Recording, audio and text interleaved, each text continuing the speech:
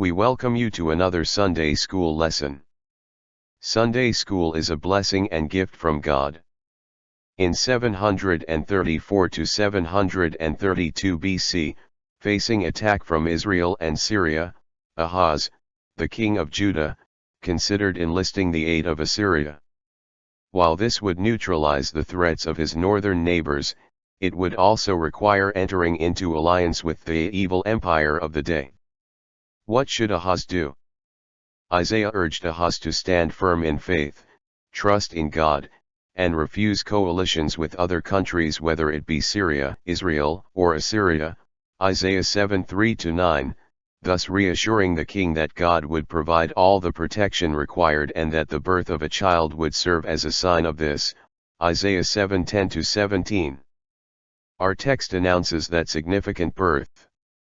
Our lesson begins with Isaiah 9:2. This verse say, "The people walking in darkness have seen a great light, on those living in the land of deep darkness a light has dawned." Isaiah prophesied that the people who were living in spiritual darkness will be illuminated. Even a small light can dispel the darkness, but this will not be a small light but a great light, the kind of light that could be expected from a great God. This great light came in the person and ministry of Jesus of Nazareth. This verse shows Israel's current affliction and their future hope.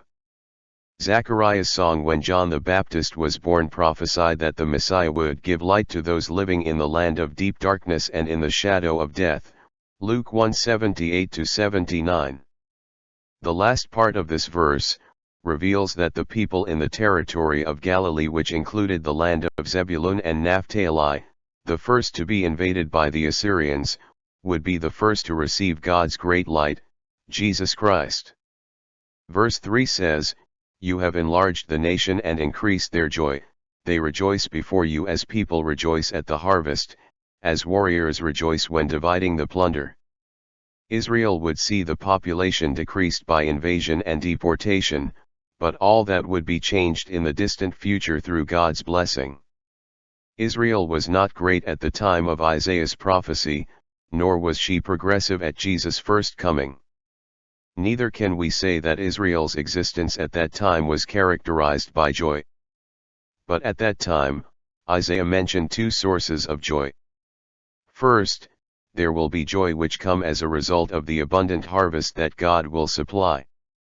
Isaiah's second illustration of joy was the joy of a soldier when he divides the plunder taken from their enemies. It would be like the times when Israel overcame the invaders of their land and took spoils of war from them. In verse 4 Isaiah said, "For as in the day of Midian's defeat, you have shattered the yoke that burdens them, the bar across their shoulders, the rod of their oppressor." The Messiah's coming will be a time when his enemies are defeated and his people are freed. He will break the yoke that was a burden to Israel.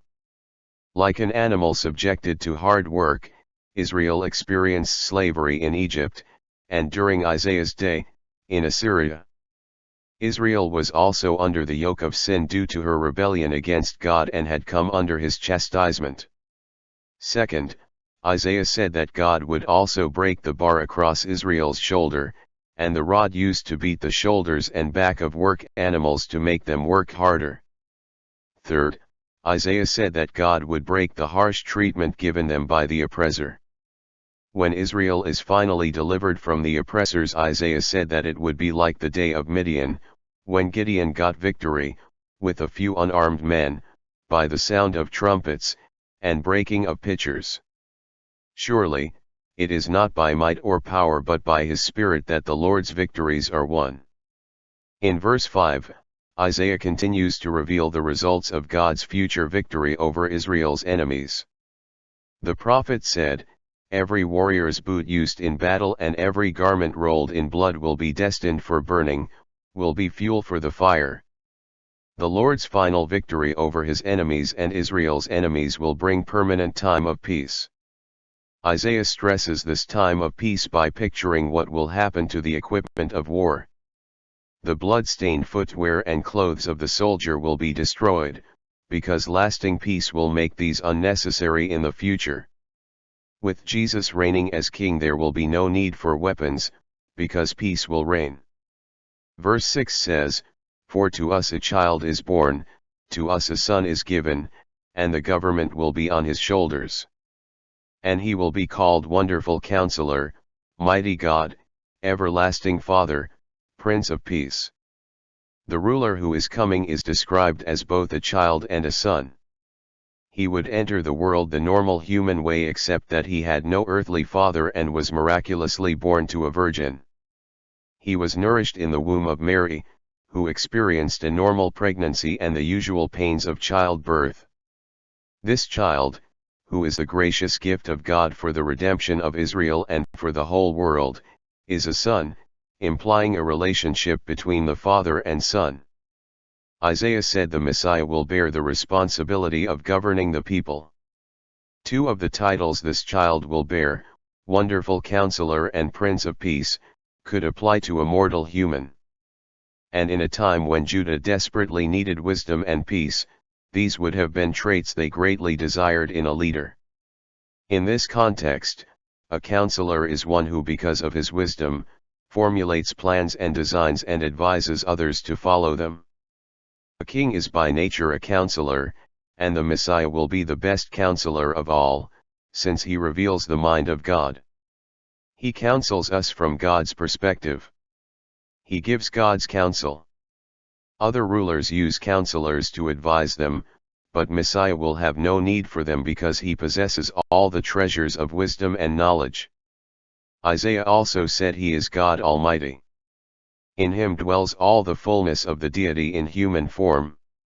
He is the Father of eternity. All the ages beholds him. The Son is not to be confused with the Father, although the Father and he are one, John 10:30. He will reign in a just and caring fashion. The last title given to the divine ruler is the Prince of Peace. He is God's appointed instrument to bring about the peace, who will end all wars in every part of creation during his millennial reign. The angels spoke of peace, goodwill toward men, Luke 2:14, but this is only possible as men receive the Prince of Peace as their Savior, John 1:12. In our final verse, Isaiah says of the greatness of his government and peace there will be no end. He will reign on David's throne and over his kingdom, establishing and upholding it with justice and righteousness from that time on and forever. The zeal of the Lord Almighty will accomplish this. Isaiah's magnificent prophecy climaxes with a declaration that the Messiah's peaceful rule will increase until his reign covers the whole earth and blesses Gentiles and Jews everywhere. David's throne and kingdom will last forever. Jesus Christ will fulfill God's promise to David that his throne would be unending. Isaiah's audience may have wondered how all of this could be accomplished. Only the Lord's intense eagerness to act on behalf of his people, combined with his jealousy for his own honor, could bring this prophecy to pass. God will prove himself faithful to all his promises through the Anointed One, his Son Jesus Christ. Justice and righteousness. The Son of God has already come, but the day is coming when he will show himself to be the reigning King and ruler. The promised Messiah will rule the world in perfect righteousness and justice. Having already appeared as God in the flesh, Jesus will one day fully manifest his righteous rule, fulfilling the many prophecies concerning him. The Lord will be the perfect ruler of a perfect kingdom, a kingdom that will conform to God's ways. Only God in his loving zeal can bring such a thing to pass. Isaiah saw all of this in his vision of a child. Justice and righteousness. 1. The Lord's greatest blessings are often reserved for those who are held in low esteem in this world, Isaiah 9:2. Generally, Scripture is less concerned with identifying the particular causes of poverty, and more concerned with the obligations of those who have wealth to care for those who lack provision. 2. It is in the approving presence of God that genuine joy and fulfillment are found, Isaiah 9:3. Understanding and actually feeling God's presence help us adjust to bad circumstances. 3. Israel's exaltation and ours, like Gideon's victory over the Midianites, will ultimately be accomplished by the mighty power of God, not by self-effort, Isaiah 9:4. There is no amount of human intellect or skill sufficient to accomplish the work of God effectively. It is not by power or abilities of our own, but by the Spirit of God, that we will live fruitful lives in the Lord's service on this earth. 4. The only perfectly just vengeance is that which is carried out by God, Isaiah 9:5. There are consequences for sin, but God is in charge of those, not us. We do not need to try and deliver payback to people who offend us. 5. Human rulers fail us, but Christ's rule will be perfect, Isaiah 9:6-7.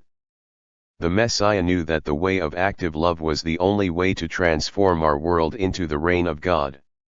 We are truly glad you spent time to learn this lesson with us. We hope you are blessed and may share these with somebody else. Thank you very much, have a great week, and God bless you always, dear brothers and sisters.